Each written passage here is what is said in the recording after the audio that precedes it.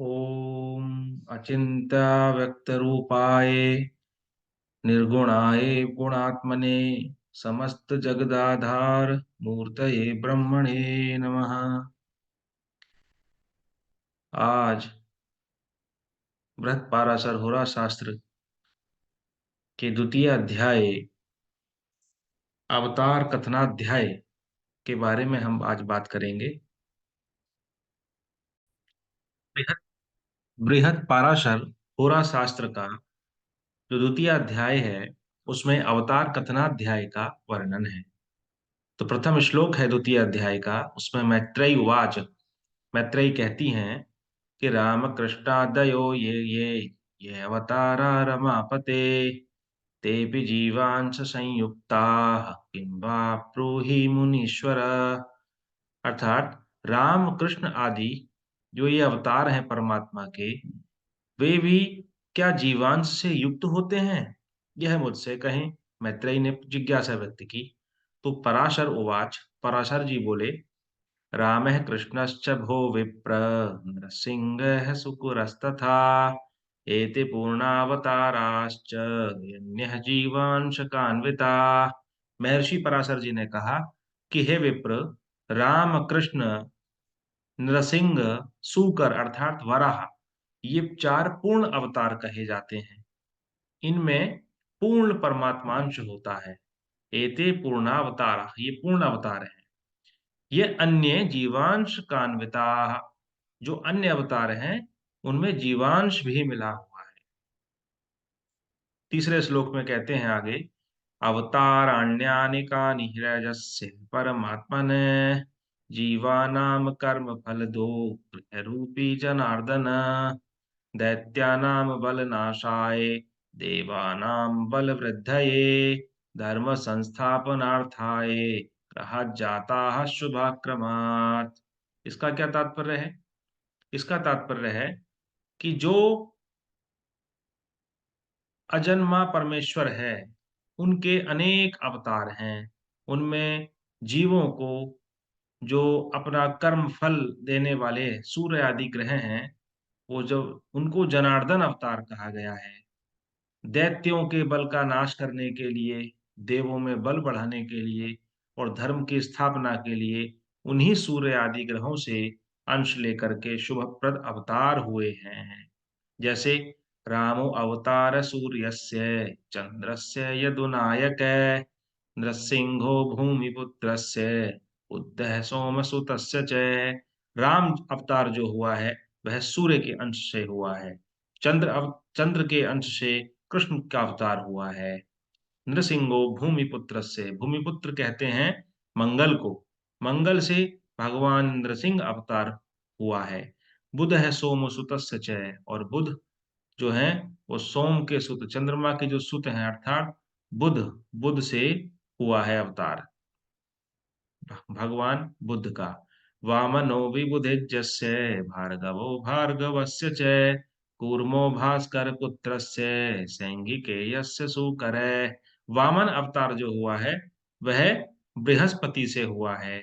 भार्गवो भार्गवस्य च, भार्गव अर्थात परशुराम जी का जो अवतार है वह शुक्र से हुआ है। कूर्मो भास्कर पुत्रस्य सैंगिकस्य सूकरे तेतोर्मीनावताराश्च ये चान्ते अपि खेटजा। कूर्म, कूर्म अवतार भास्कर के पुत्र अर्थात शनि से हुआ है। शनि से भगवान कूर्म का अवतार हुआ है। सैंगिकेयस्य सूकर है, सूकर अवतार जो हुआ है वराह अवतार, वह राहु से हुआ है। केतो और मीन अवतारश्च, और केतु से मीन का अवतार हुआ है, अर्थात मत्स्य अवतार भगवान विष्णु का वह केतु ग्रह से हुआ है। जे अन्य तेपि खेटजा, इसके अतिरिक्त जितने भी अवतार हैं वे सब भी ग्रहों से ही अवतीर्ण हुए हैं। जिनमें परमात्मांश अधिक है, परमात्मांशो अधिको येषु ते सर्वे खेचराभिदाः, वे सभी खेचर कहलाते हैं अर्थात देव कहलाते हैं।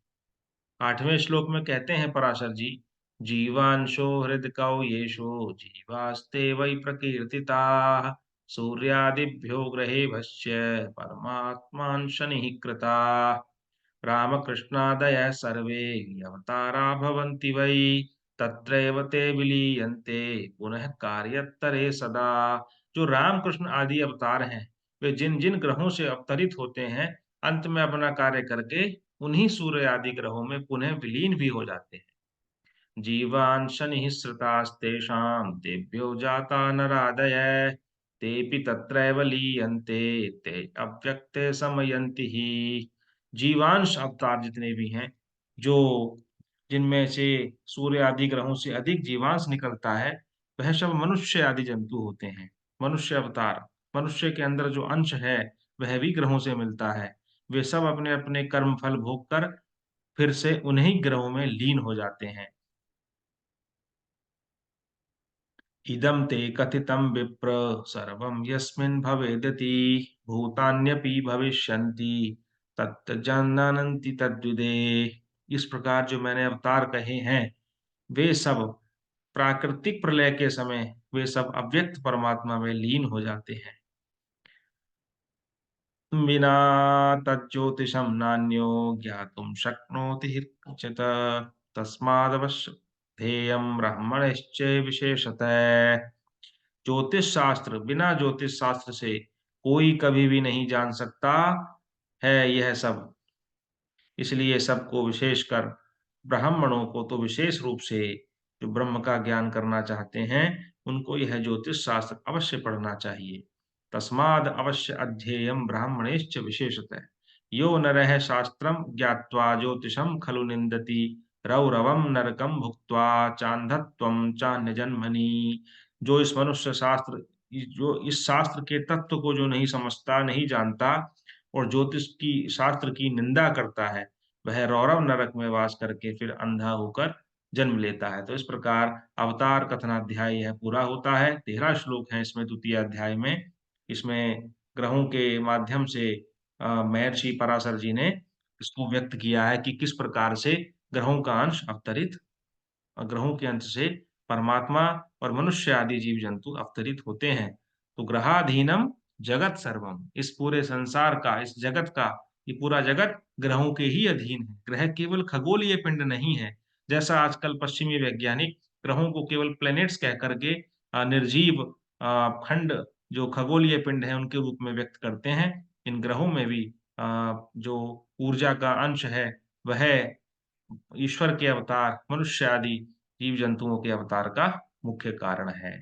धन्यवाद।